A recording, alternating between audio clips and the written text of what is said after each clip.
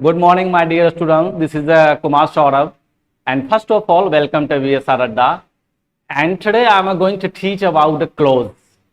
Means close क्या होता है मेरे प्यारे बच्चों। सबसे पहले आप लोग को बता दूं कि मैं पिछले क्लास में डिस्कस किया था पार्ट ऑफ स्पीच के बारे में और उसके कुछ क्वेश्चंस को भी आपके सामने रखा था, जिसमें कि सेंटेंस में कुछ वर्ड्स थे और उस वर्ड्स के बारे में मैं डिस्कस किया था कि ये वर्ड्स जो है सेंटेंस में किस तरह से फंक्शन कर रहे हैं। उसके बाद आज जो मैं डिस्कस करने वाला हूं वो आज जो हमारा टॉपिक है वो टॉपिक है क्लोज। तो सबसे पहले मेरे प्यारे बच्चों सवाल उठता है कि क्लोज किसे कहते हैं। सबसे पहले सवाल होता है कि क्लोज किसे कहते हैं। तो CLAUSE क्लोज। तो सर ये क्लोज क्या होता है सर। तो सबसे पहले मैं अगर बात करूं क्लोज की, तो क्लोज जो है ये सर पार्ट ऑफ सेंटेंस होता है। ये क्या होता है सर? पार्ट ऑफ सेंटेंस होता है। दूसरी जब मैं बात करूं तो यह जो है ग्रुप ऑफ वर्ड्स की बात करेगा। किसकी बात करेगा सर? ग्रुप ऑफ वर्ड्स की। और इस ग्रुप ऑफ वर्ड में इसका अपना सब्जेक्ट होगा सर और इसका अपना वर्ब होगा। इसका अपना सब्जेक्ट होगा और इसका अपना वर्ब होगा। क्लोज, इसका अपना सब्जेक्ट और इसका अपना वर्ब। जैसे मैं एक एग्जांपल से अगर मैं आपको समझाने का कोशिश करूं तो जैसे मैं लिखा ही राइट्स, तो ही क्या है सर? ही जो है वो सब्जेक्ट है, राइट्स जो है वो क्या है सर? वर्ब है। ही जो है वो सब्जेक्ट है और राइट्स जो है वो वर्ब है। तो अब आप देख सकते हो कि यह जो है अपने आप में क्या है सर? एक क्लोज है। अब सवाल उठा कि सर जब ये क्लोज है तो फिर सेंटेंस क्या है? जब ये क्लोज है तो सेंटेंस क्या है? तो मैं आपको बता दूं मेरे प्यारे बच्चों, मैं आपको बता दूं कि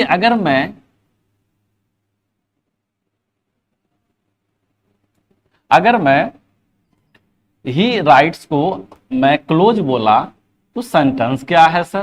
तो अब यहां पे आपको समझने की आवश्यकता है कि सेंटेंस और क्लोज में डिफरेंस क्या होता है। सेंटेंस और क्लोज में डिफरेंस क्या होता है?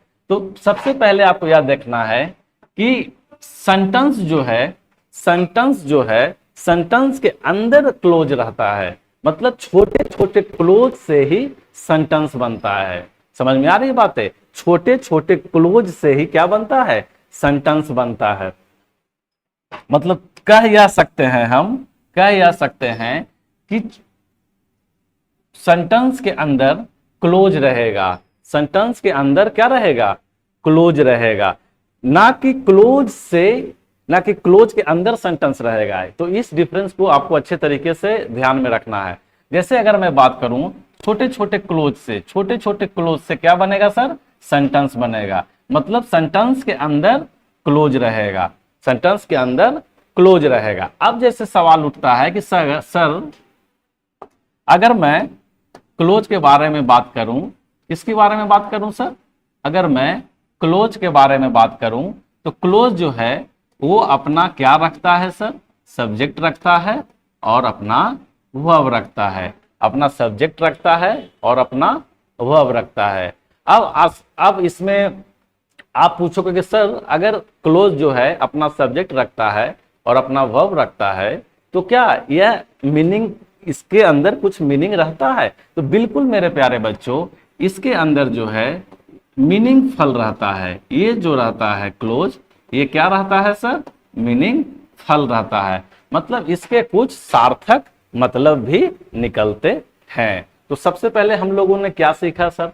मैंने यह सीखा कि क्लोज जो है वो ग्रुप ऑफ वर्ड्स होता है। क्या होता है सर? ग्रुप ऑफ वर्ड्स होता है। उस ग्रुप ऑफ वर्ड्स में इसका अपना सब्जेक्ट होता है और इसका अपना वर्ब होता है। इसका अपना सब्जेक्ट होता है और इसका अपना वर्ब होता है। और क्लोज जो है वो एक मीनिंग देता है। क्या देता है? क्लोज जो है वो एक मीनिंग देता है, जो मीनिंगफुल होता है। मीनिंगफुल। अब उसके बाद एक चीज मैंने और सीखा कि क्लोज जो होता है वो सेंटेंस का ही पार्ट होता है। क्लोज जो होता है वो सेंटेंस का ही क्या होता है सर, पार्ट होता है। तो क्लोज के बारे में हम लोगों ने जान लिया, समझ लिया। अब एक बार इस डिफिनेशन को भी हम लोग पढ़ लेते हैं कि सर क्लोज के बारे में क्या लिखा हुआ है। तो यहाँ पे मेरे प्यारे बच्चों लिखा हुआ है a close is a group of words. यहाँ क्या लिखा हुआ है बच्चों, यहाँ लिखा हुआ है a close is a group of words. अब ये ग्रुप ऑफ वर्ड्स कहने का मतलब क्या हुआ सर, ग्रुप ऑफ वर्ड्स कहने का मतलब हुआ कि इस ग्रुप ऑफ वर्ड्स में एक सब्जेक्ट होगा और एक क्या होगा बच्चों, एक वर्ब होगा। तो a close is a group of words that has a finite verb and a subject. अब यहां पर एक वर्ड आ गया फाइनाइट वर्ब। अब मेरे बहुत सारे बच्चे होंगे जिन्हें फाइनाइट वर्ब के बारे में जानकारी नहीं होगा कि ये फाइनाइट वर्ब आखिर होता क्या है। तो मैं आपको बता दूं मेरे प्यारे बच्चों, फाइनाइट वर्ब जो है, फाइनाइट वर्ब को ही हम कह देते हैं मेन वर्ब। क्या कह देते हैं, मेन वर्ब। और ये जो मेन वर्ब होता है आपको पता ही है कि सब्जेक्ट के अकॉर्डिंग, सब्जेक्ट के अकॉर्डिंग जो है वो फाइनाइट वर्ब जिसे हम मेन वर्ब कह रहे हैं वो चेंज होता है। वो क्या होता है बच्चों, चेंज होता है। जैसे मैं बोलूं कि Monica plays ludo, Monica plays ludo. अब मैं बात करूं, अगर मैं बोलूं you play ludo, Monica plays ludo, you play ludo. तो आप कह सकते हो बच्चों कि ये प्लेज जो है, ये प्ले जो है ये कैसा वर्ब है सर, ये है सर हमारा मेन वर्ब। ये कैसा वर्ब है बच्चों, ये है मेन वर्ब। और इसी मेन वर्ब को आप देख सकते हो कि सब्जेक्ट यहां है सिंगुलर। तो सिंगुलर के अकॉर्डिंग यह जो मेन वर्ब है जिसे फाइनाइट वर्ब बोलते हैं वो चेंज हो गया।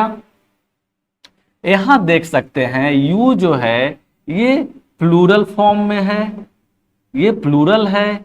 तो प्लूरल के वजह से फाइनाइट वर्ब जो है वो हमारा चेंज हो गया।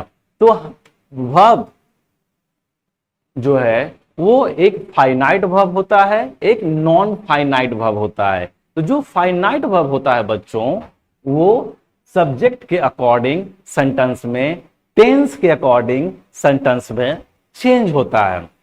समझ में आ रही है बच्चों बातें। उसके बाद जब मैं नॉन फाइनाइट की बात करूं तो नॉन फाइनाइट में जो वर्ब होता है वो चेंज नहीं होता है, वो चेंज नहीं होता है। जैसे मैं बोलूं smoking is the injurious to health, smoking is the injurious to health. तो स्मोकिंग जो है वो नॉन फाइनाइट वर्ब है। वो कैसा वर्ब है, नॉन फाइनाइट वर्ब है। अब इसके बारे में डिटेल्स जो है हम वर्ब टॉपिक में देखेंगे। तो यहाँ पे हम यह समझ में हमें आ गया कि a close is a group of word that has a finite verb and a subject, and a subject. ये बातें समझ में आ गई, क्लोज के बारे में मुझे समझ में आ गया। अब मैं अगर आपसे सवाल करूं, ये बताइए मेरे प्यारे बच्चों कि फ्रेज का मतलब, फ्रेज और क्लोज में क्या डिफरेंस है। अब मैं जब बात करूं phrase, difference between a close a phrase, तो आप मुझे बताइए कि फ्रेज में और क्लोज में क्या डिफरेंस है। तो अब आप आसानी से बता सकते हैं मेरे प्यारे बच्चों। अब जो है आप आसानी से बतला सकते हैं कि फ्रेज में और क्लोज में क्या डिफरेंस है। तो आप बोल सकते हो कि सर फ्रेज जो होता है वो ग्रुप ऑफ वर्ड तो होता है, फ्रेज जो होता है वो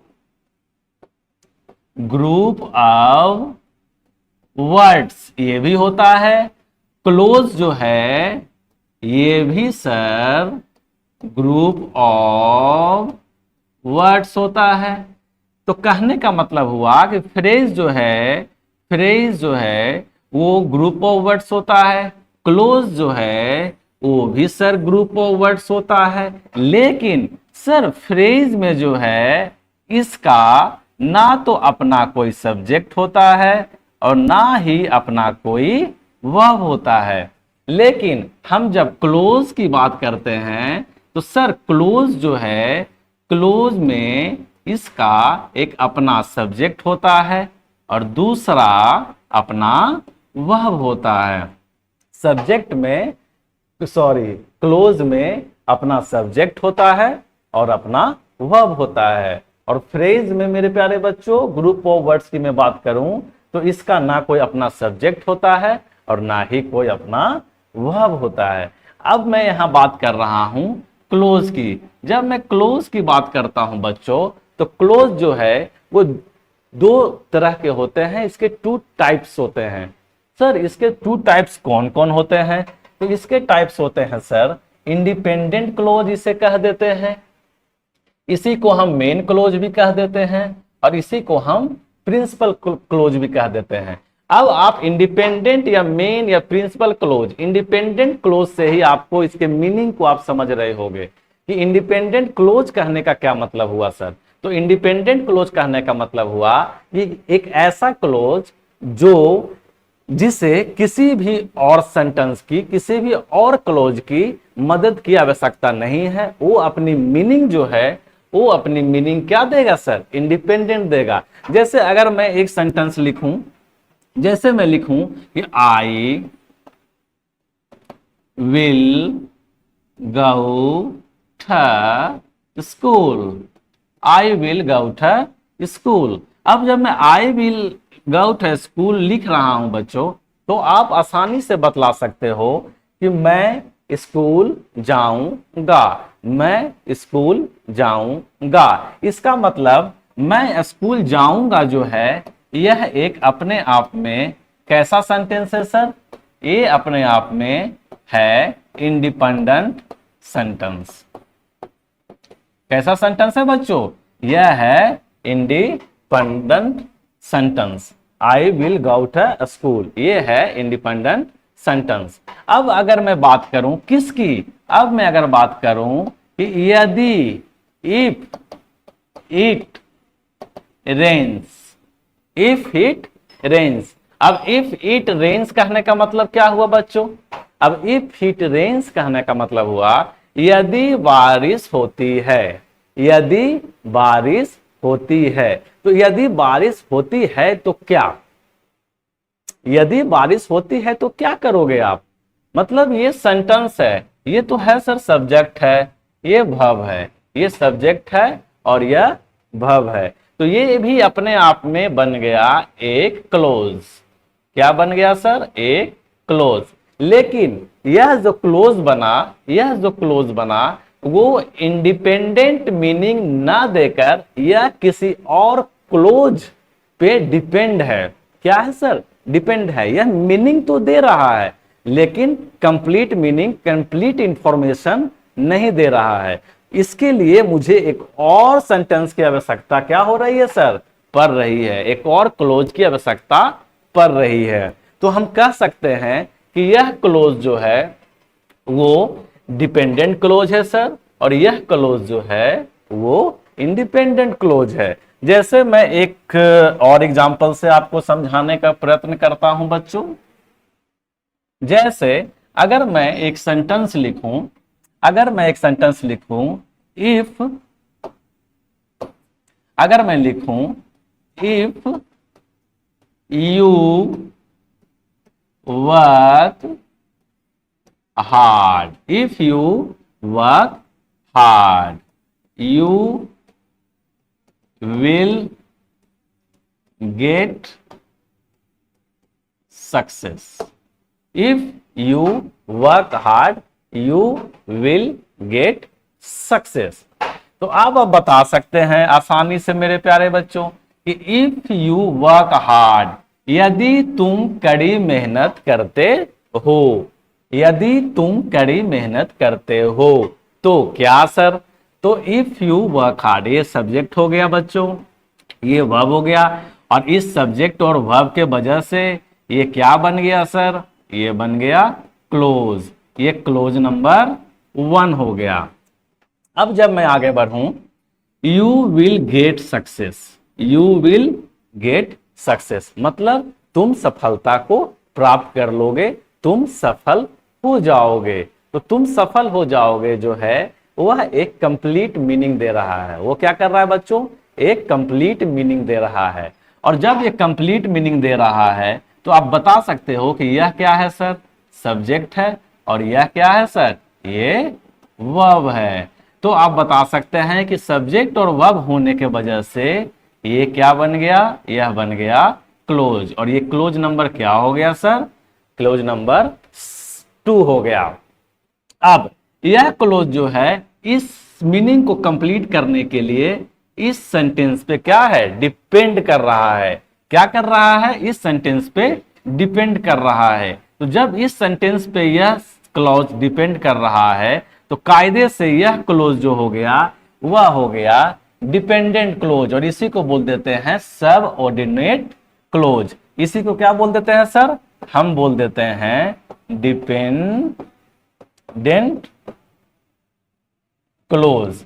इसी को क्या बोल दिए सर, इसी को बोल दिए डिपेंडेंट क्लोज। और यह क्लोज जो है अपने आप में कंप्लीट मीनिंग देता है, अपने आप में क्या करता है सर, कंप्लीट मीनिंग देता है। तो यह क्या हो गया सर, यह हो गया इंडिपेंडेंट क्लोज। अब इसी इंडिपेंडेंट क्लोज को आप चाहे तो मेन वर्ब बोल दो, चाहे प्रिंसिपल क्लोज बोल दो, कोई आपत्ति की बात नहीं है। तो ये चीजें आपको समझ में अच्छे तरीके से आ गई होगी कि sir independent clause, main close या प्रिंसिपल क्लोज क्या होता है, डिपेंडेंट या सबऑर्डिनेट क्लोज क्या होता है। अब जो डिपेंडेंट क्लोज होता है वो डिपेंडेंस क्लोज होता है, वो 3 पार्ट में बढ़ जाते हैं। जो डिपेंडेंट क्लोज होता है मेरे प्यारे बच्चों वो कितने पार्ट में बढ़ जाते हैं, वो बढ़ जाते हैं 3 पार्ट्स में। डिपेंडेंट क्लोज, ये जो डिपेंडेंट क्लोज की मैं बात कर रहा हूं, डिपेंडेंट क्लोज जो है बच्चों वो 3 पार्ट्स में बढ़ जाते हैं। कौन कौन सर, तो फर्स्ट जो है ये बढ़ जाते हैं नाउन क्लोज, ये बन जाते हैं मेरे प्यारे बच्चों एडजेक्टिव क्लोज, और ये बच जाते हैं किसमें सर, ये बच जाते हैं एडवर्बियल क्लोज। तो ये डिपेंडेंट क्लोज जो है वो 3 पार्ट्स में बढ़ जाते हैं। कौन कौन से sir, noun close, adjective close और एडवर्बियल क्लोज। अब नाउन क्लोज क्या होते हैं सर, तो आपको मैं बता चुका हूं कि नाउन क्लोज क्या होते हैं सर। तो नाउन क्लोज जो होते हैं वो क्या होते हैं बच्चों, तो वो होते हैं अ ग्रुप ऑफ वर्ड्स। क्या हो गए sir, a group of words in a sentence, in a sentence that functions like a noun, like a noun मतलब a group of words, a group of words। अब ये group of words कैसा होगा sir, तो इसके अपना subject होगा और इसके अपने वर्ब होंगे। लेकिन फ्रेज में ये बात नहीं थी बच्चों, इस चीज को आप ध्यान में रखोगे। फ्रेज में ना कोई अपना वर्ब था और ना ही उसका कोई अपना सब्जेक्ट था। लेकिन क्लोज में जब मैं क्लोज की बात करूंगा तो क्लोज में बच्चों इसका अपना सब्जेक्ट होगा और इसका अपना वर्ब होगा।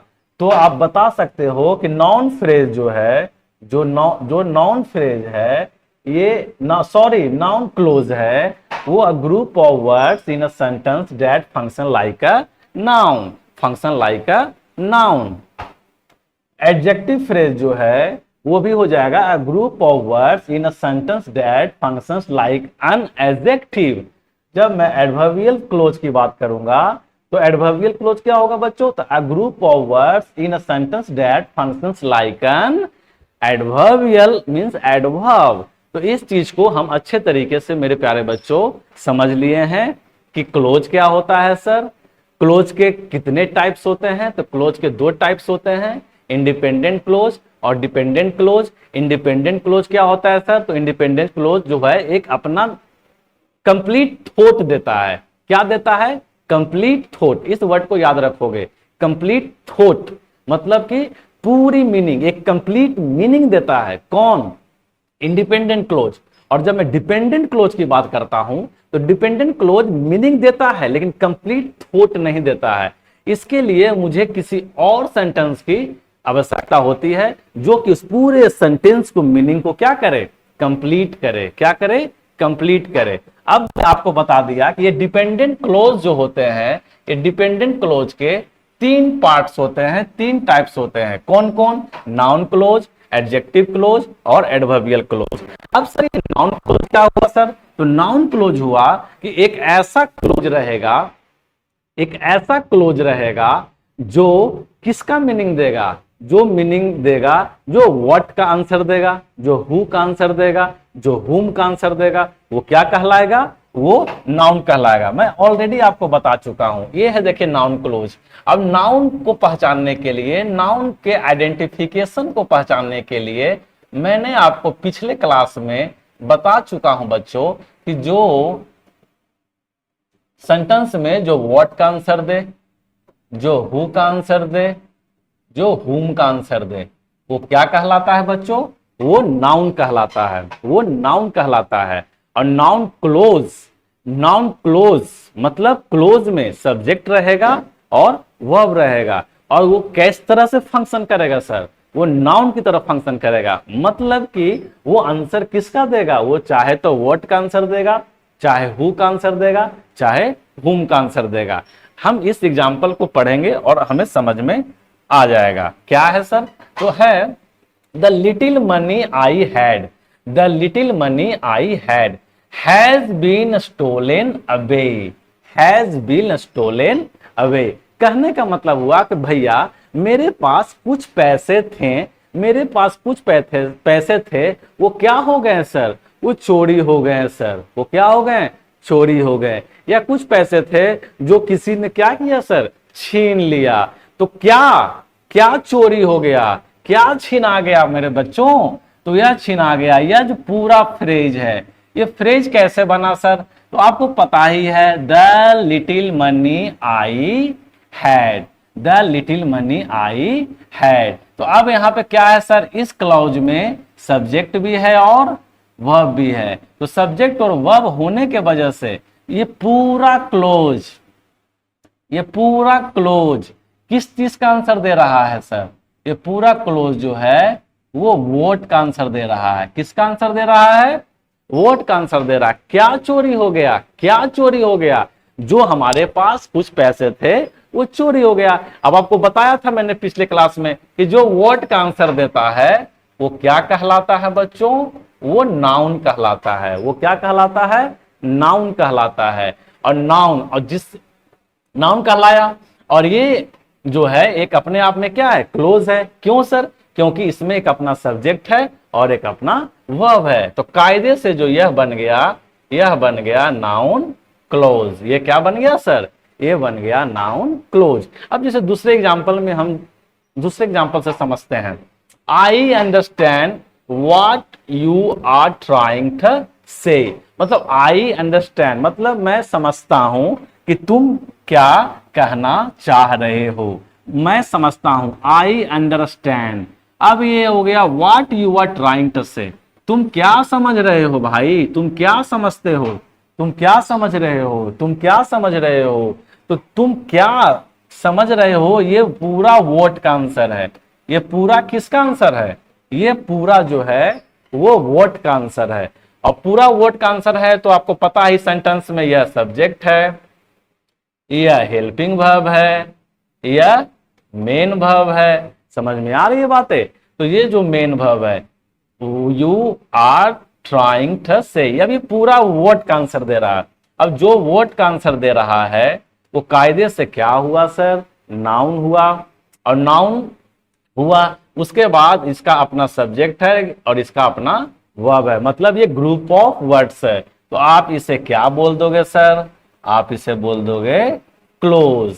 आप उसे बोल दोगे क्लोज। तो नाउन क्लोज क्या होता है सर? तो नाउन क्लोज जो होता है वो एक ग्रुप ऑफ वर्ड रहेगा, जिसका अपना सब्जेक्ट रहेगा, जिसका अपना वर्ब रहेगा, और वो पूरा क्लोज जो है वो नाउन की तरह काम करेगा। किस तरह काम करेगा? नाउन की तरह काम करेगा, वो कहलाएगा नाउन क्लोज। अब मैं जब हम आगे बढ़े सर, तो आगे भी वही बात हो गई। एडजेक्टिव क्लोज क्या करेगा सर?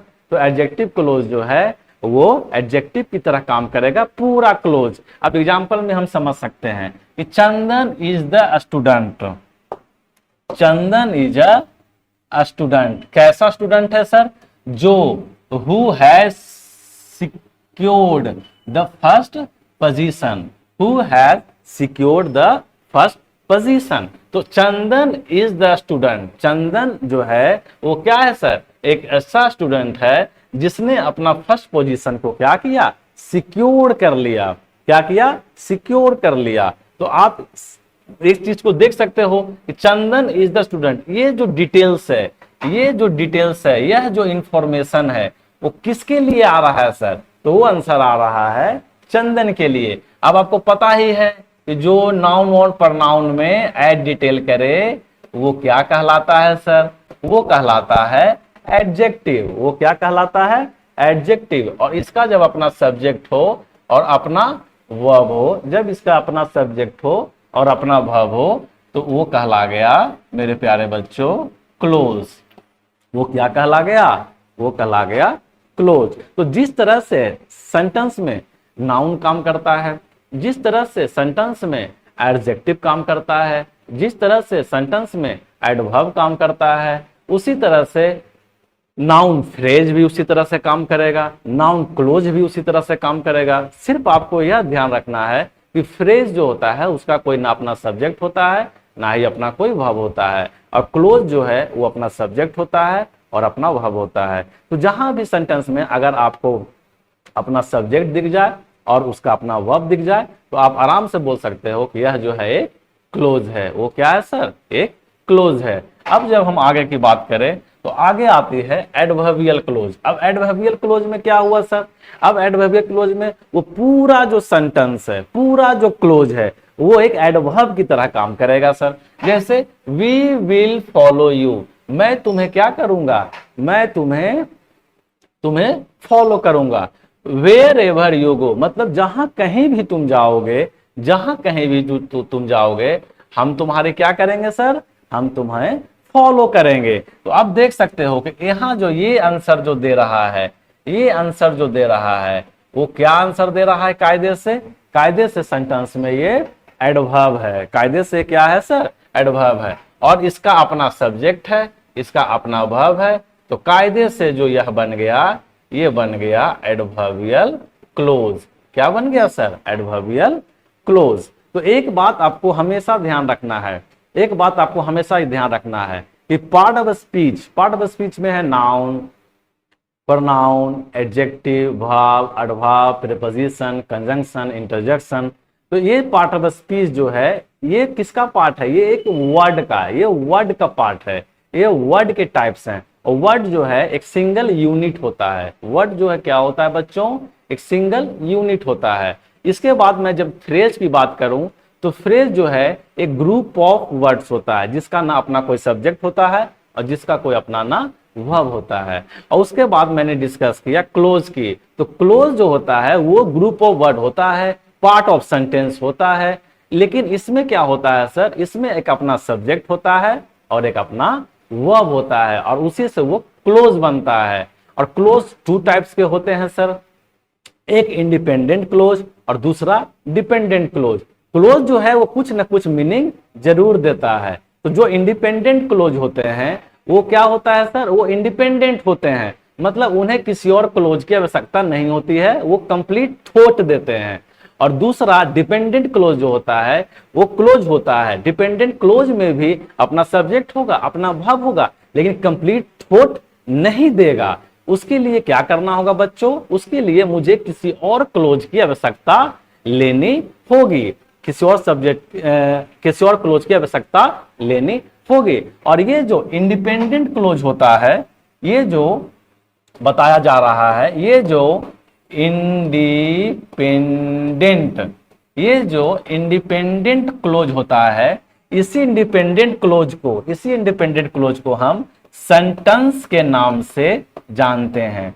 इसी को हम किसके नाम से जानते हैं सर? सेंटेंस के नाम से जानते हैं। और सेंटेंस को हिंदी में क्या बोलते हैं बच्चों?